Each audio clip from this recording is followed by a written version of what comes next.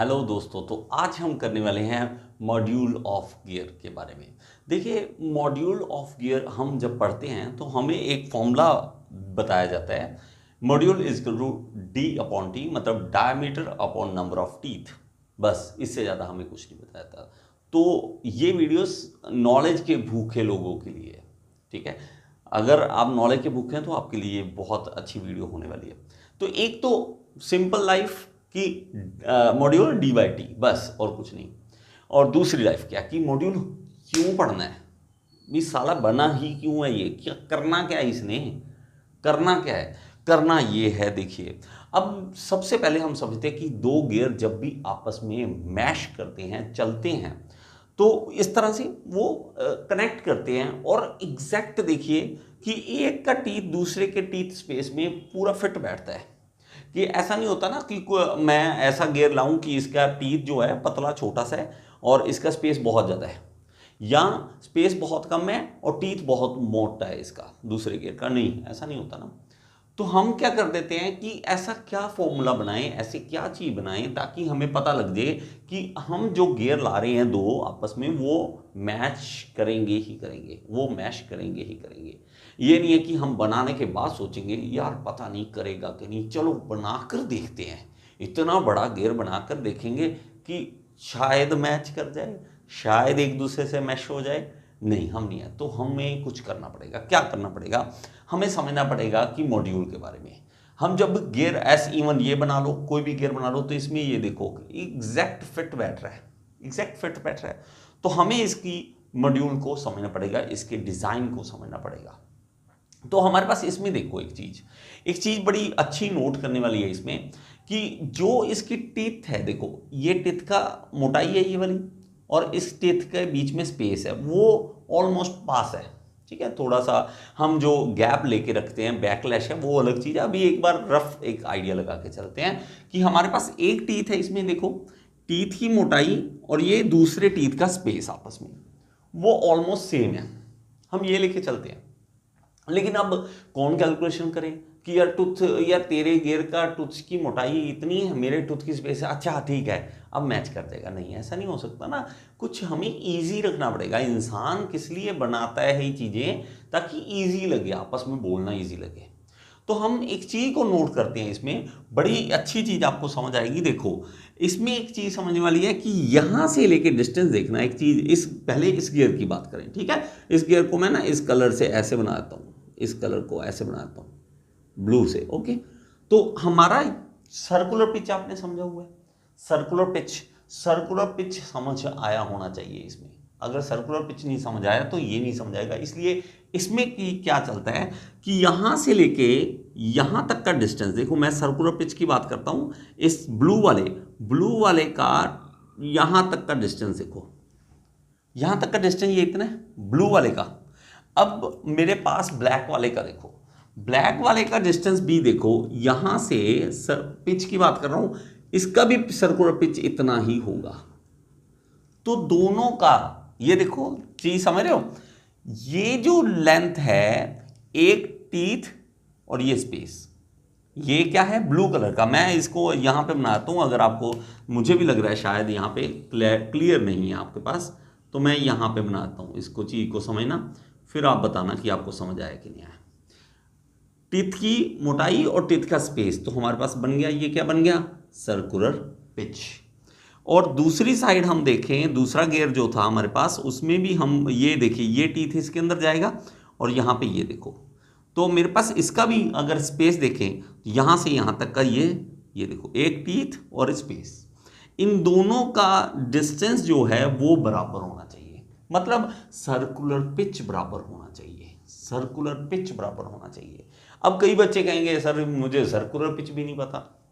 अब दिक्कत आती है ना कि मुझे तो सर्कुलर पिच भी नहीं पता सर, मैं क्या करूंगा? तो अब एक चीज, एक और यहाँ पे भी इमेज में भी देख लेना। यहाँ मैं जूम करके दिखाता हूँ तो आपको इजी समझ आ जाएगा, ठीक है। सॉरी, यहाँ पे तो मैं जूम कर देता हूँ, ओके। अब इसमें देखना, यहाँ से यहाँ तक का स्पेस, ओके, इस वाले गियर का यहाँ से यहाँ तक का, क्योंकि ये क्या होता है? Circular pitch. और इसका, इस वाले गियर का यहाँ से यहाँ तक का, तो बराबर है ना? तो बराबर है ना? ये देखो, इस गियर का और इस गियर का, यहाँ से यहाँ तक का, समझ गए। अब सर्कुलर पिच होता क्या है, क्योंकि हमें ये बता दिया कि सर्कुलर पिच बराबर होना चाहिए, लेकिन सर्कुलर पिच क्या होता है। अब मेरे पास मेरे भाई सर्कुलर पिच इस तरह से समझ लो कि मेरे पास एक ये पूरा सर्कल है। अब सर्कल क्या होता है, तो इसका पेरीमीटर की बात करें तो पेरीमीटर क्या होगा हमारे पास, वो होगा 2πr, जिसको हम पाई डी बोल देंगे। क्या बोल देंगे, पाई डी बोल देते हैं। अब ये क्या होगा, पूरा पेरीमीटर, लेकिन इसके अंदर टीथ बना दें हम, मान लो 1 2 3 4 5 6 7, तो 7 से डिवाइड कर दें। तो हम डिवाइड अगर करते हैं तो हमारे पास एक सर्कुलर पिच निकल जाती है। क्यों, क्योंकि हमने ये पूरा सर्कल को 7 हिस्सों में काट दिया, 7 हिस्सों में काट दिया। अगर मेरे पास कोई सर्कल है 1 2 है ना, 1 2 3 4 5 6 7 ऐसे हिस्से कर दें तो निकल जाएगा ना। तो एक जो हिस्सा होगा वो सर्कुलर पिच होगा, एक हिस्सा सर्कुलर पिच होगा। तो इसको डिवाइड करें टीथ से डिवाइड कर दें तो वो क्या बन जाएगा, पाई डी बाई टी क्या बन जाएगा, सर्कुलर पिच। तो वो बन जाएगा सर्कुलर पिच। ठीक है, समझ गए।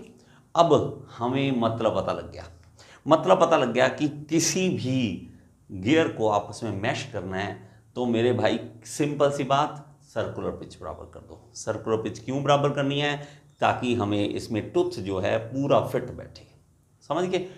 अब हमने फॉर्मूला देख लिया। अब हमारे पास ये देखो, इसमें भी मैंने सर्कुलर पिच समझाने की कोशिश की है कि आपको समझ आ सके कि यहाँ से यहाँ तक का डिस्टेंस है। ओके, अब देखना यहाँ पे भी सर्कुलर पिच अच्छी इमेज है, यहाँ से भी समझ लेना। देखो ये होता है सर्कुलर पिच, यहाँ से लेके गोलाई तक, यहाँ तक का डिस्टेंस। ठीक है, तो उसका formula pi D by T, ये होता है पाई डी बाई टी। अब उन्होंने कह दिया अच्छा आगे से जब भी कैलकुलेशन करनी है तो यार ऐसे करो यार, सर्कुलर पिच सेम रख दो। क्या सर सर्कुलर पिच में क्या क्या है, sir pi D by T. अब पाई की दिक्कत आ गई, पाई की क्या दिक्कत आ गई, 3.144 आगे पता नहीं कितनी वैल्यूज़ होती हैं। ठीक है, मुझे तो वो भी नहीं याद है, ठीक है 3.14 तक ही याद है, आगे वैल्यूज़ होती हैं काफ़ी सारी। जब हम ऐसी कोई वैल्यू ऐसी आ जाती है ना तो वहाँ फंस जाते हैं कि इतने पॉइंटों में ये चीज़ें जब बनती है ना तो दिक्कत देती हैं।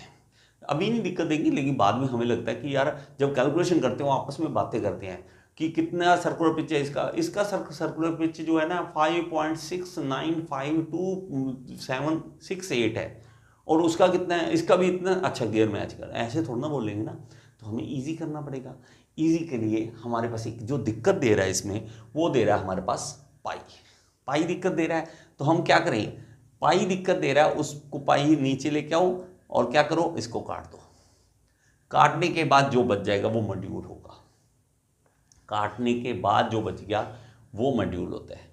क्यों काटा, किस लिए काटा, हमने ऐसी वैल्यू लेनी थी, ऐसा लेना था ताकि आपस में बोलना इजी रहे। ठीक है, हर चीज़ जो बनती है फिजिक्स केमिस्ट्री मैथ्स सब इजी होने के लिए बनाया है, मुश्किल के लिए नहीं। तो हमने मॉड्यूल का फॉर्मूला बना दिया। तो मॉड्यूल का फॉर्मूला हमारे पास आगे से आ गया, क्या आ गया, डी बाई टी, मॉड्यूल का आ गया डी बाई टी। तो हमें पता लग गया कि सर्कुलर पिच बराबर होनी चाहिए या मॉड्यूल बराबर होना चाहिए। दो गियर का आपस में मॉड्यूल बराबर होना चाहिए, तब हम कह सकते हैं क्या कि उस दोनों गियर आपस में मैश करेंगी ही करेंगे। ठीक है, एक दो गियर लेना, अगर नहीं समझ आई ये सारी बातें, मैं इतना जोर दे रहा हूँ, दो गियर लेना आपस में रख के देख लेना, आपको पता लग जाएगा मैं किसके बारे में बात कर रहा हूँ। ठीक है, अब ये डी बाई टी आ गया। अब हमें पता लग गया कि इन दोनों के मॉड्यूल को बराबर करना है। सर्कुलर पिच की टेंशन नहीं है क्योंकि उसमें पाई था, हमने पाई को कैंसिल आउट कर दिया, इजी। अब देखो मॉड्यूल को फिर क्या कैसे बोला गया, module is the unit of size that indicates how big और स्मॉल द गियर इज। हमें ये पता लगेगा इससे कि जो गियर है वो कितना बिग है, गियर के टिथ वो कितने बिग है या स्मॉल है। It is the ratio of reference diameter of the gear divided by the number of teeth. तो रेफरेंस डायमीटर मतलब पीसीडी, पिच सर्कल डायमीटर हम लेते हैं, और वो जो डी है ना यहाँ पे डी, वो पिच सर्कल डायमीटर लेते हैं, उसमें नंबर ऑफ टी से हम डिवाइड कर देते हैं, तो हमारे पास वो रेशियो बन जाती है। लेकिन फिर से मजा अभी भी नहीं आया, मुझे लगता है कि आपको अभी मजा नहीं आया कि मॉड्यूल क्या होता है। ठीक है, तो देखते हैं, मजा आना चाहिए। अब देखो फिर ये लाइन भी कभी कहीं बतानी पड़े तो a pair of gear can only mesh if their module is same, that is same teeth size. Teeth size same होना चाहिए, ठीक है, तभी आपस में। ये तो ना एक पतला सा ले लिया टीथ और एक मोटा सा ले लिया, भाई तोड़ देगा वो, और आपस में मैश ही नहीं करेगा पहली बात तो हम क्या करें, हम क्या करें, तो हमारे पास इसको मॉड्यूल को समझते हैं। अब मैं मॉड्यूल को समझाऊं, ठीक है, अब एक बार मॉड्यूल को समझाता हूं, उससे आपको काफ़ी क्लैरिटी आने वाली है। अब देखो गेम देखो कैसे चलेगी, ठीक है, module same module same module same, क्या होता है क्या होता है क्या होता है, आओ देखें। मॉड्यूल मेरे पास आ गया d/t।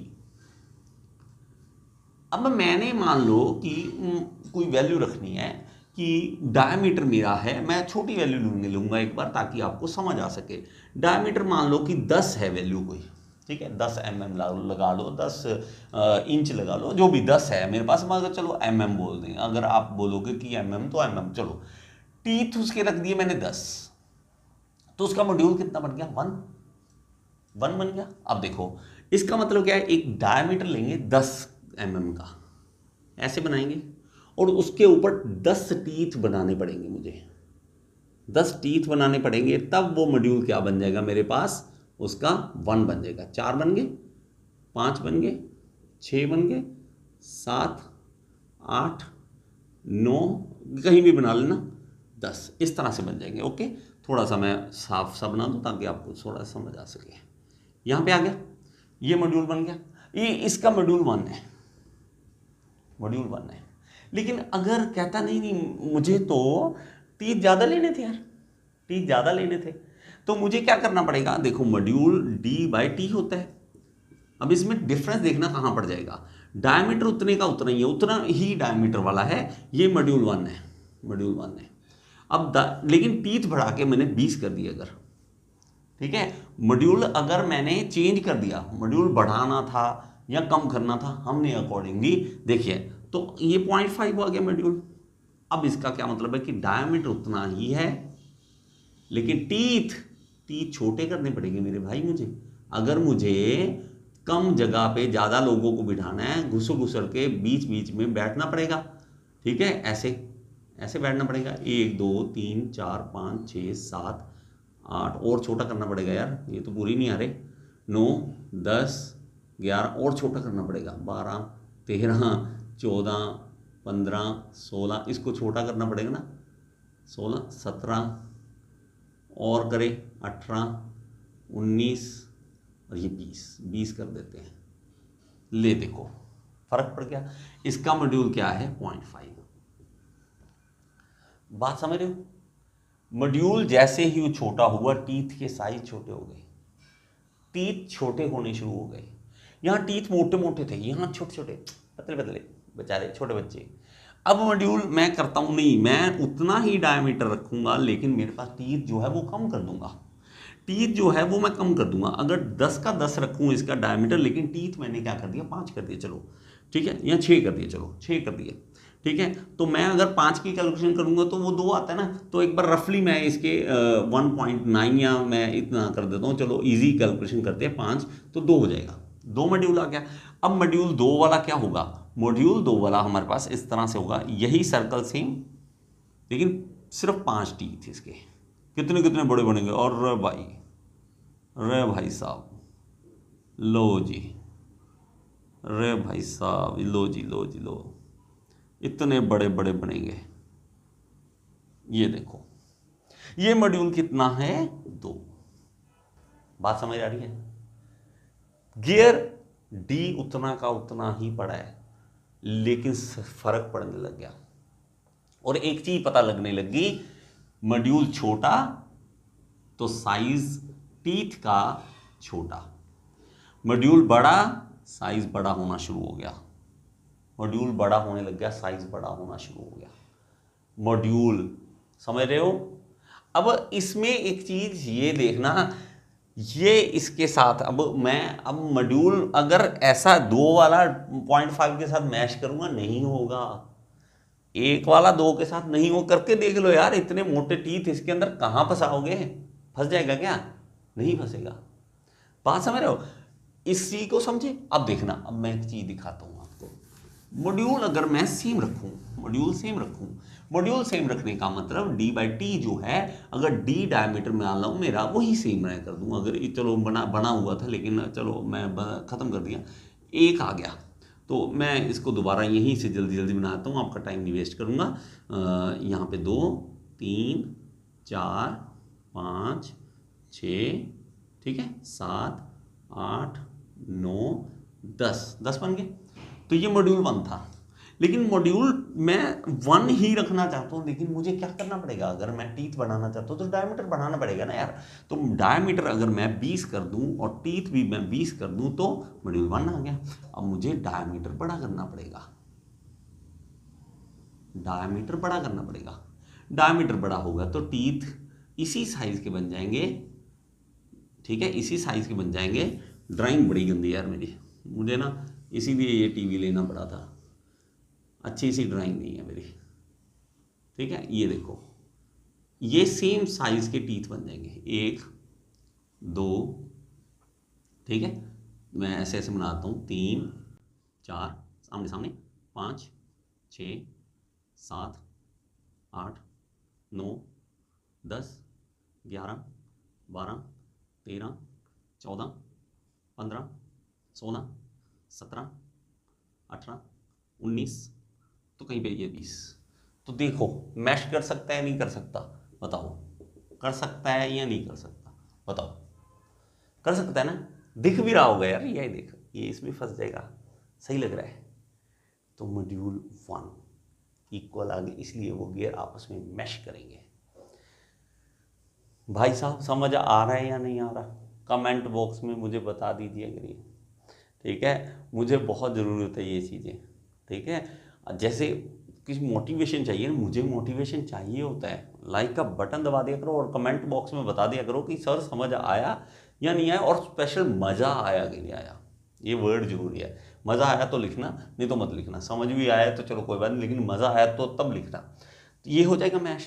अब देखो, अब मतलब क्या आ गया, मॉड्यूल छोटा तो साइज छोटा, तो देखो छोटा बढ़ गया,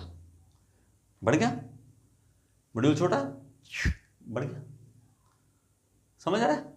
तो आपस में गियर मैश करने के लिए क्या चाहिए, मॉड्यूल बराबर। एक्चुअली क्या चाहिए, सर्कुलर पिच, लेकिन सर्कुलर पिच में प्रॉब्लम है, पाई है।